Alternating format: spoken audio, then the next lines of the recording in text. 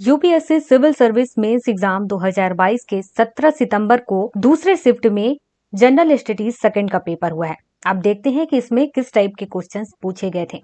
Question number 1 है, भारत में आधुनिक कानून की सर्वाधिक महत्वपूर्ण उपलब्धि सर्वोच्च न्यायालय द्वारा पर्यावरणीय समस्याओं का संविधानीकरण है। सुसंगत वाद विधियों की सहायता से इस कथन की विवेचना कीजिए। क्वेश्चन नंबर 2 है, भारत के संपूर्ण क्षेत्र में निवास करने और विचरण करने का अधिकार स्वतंत्र रूप से सभी भारतीय नागरिकों को उपलब्ध है, किंतु ये अधिकार असीम नहीं है। टिप्पणी कीजिए। क्वेश्चन नंबर 3 है, आपकी राय में भारत में शक्ति के विकेंद्रीकरण ने जमीनी स्तर पर शासन परिदृश्य को किस सीमा तक परिवर्तित किया है। क्वेश्चन नंबर 4 है, राज्यसभा के सभापति के रूप में भारत के उपराष्ट्रपति की भूमिका की विवेचना कीजिए। क्वेश्चन नंबर 5 है, राष्ट्रीय पिछड़ा वर्ग आयोग के सांविधिक निकाय से संवैधानिक निकाय में रूपांतरण को ध्यान में रखते हुए इसकी भूमिका की विवेचना कीजिए।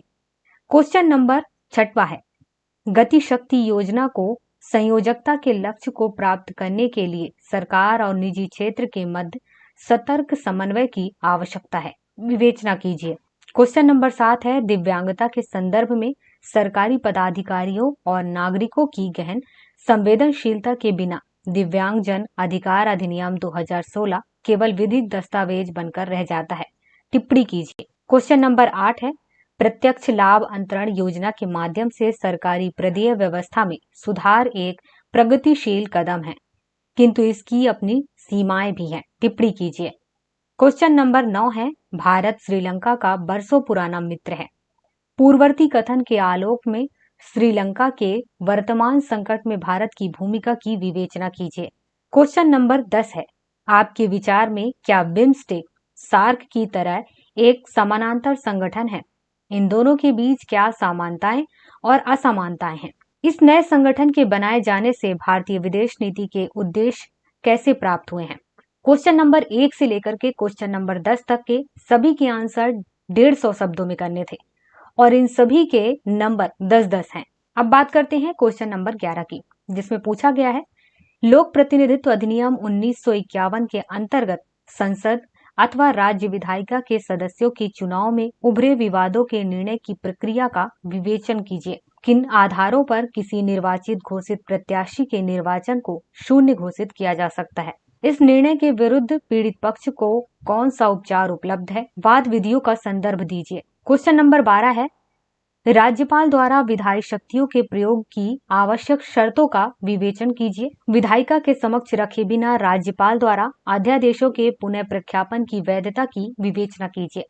क्वेश्चन नंबर 13 है, भारत में राष्ट्रीय राजनीतिक दल केंद्रीयकरण के पक्ष में है, जबकि क्षेत्रीय दल राज्य स्वायत्तता के पक्ष में है।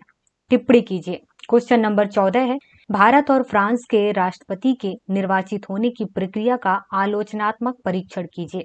क्वेश्चन नंबर 15 है, आदर्श आचार संहिता के उद्भव के आलोक में भारत के निर्वाचन आयोग की भूमिका का विवेचन कीजिए।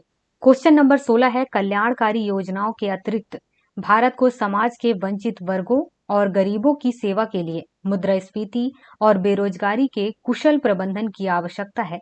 चर्चा कीजिए। क्वेश्चन नंबर 17 है, क्या आप इस मत से सहमत हैं कि विकास हेतु दाता अभिकरणों पर बढ़ती निर्भरता विकास प्रक्रिया में सामुदायिक भागीदारी के महत्व को घटाती है? अपने उत्तर के औचित्य को सिद्ध कीजिए। क्वेश्चन नंबर 18 है, स्कूली शिक्षा के महत्व के बारे में जागरूकता उत्पन्न किए बिना बच्चों की शिक्षा में प्रेरणा आधारित पद्धति के संवर्धन में निःशुल्क और अनिवार्य बाल शिक्षा का अधिकार अधिनियम 2009 अपर्याप्त है।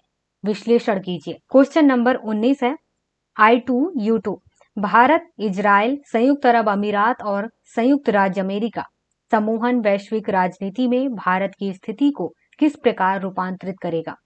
क्वेश्चन नंबर 20 है, स्वच्छ ऊर्जा आज की जरूरत है।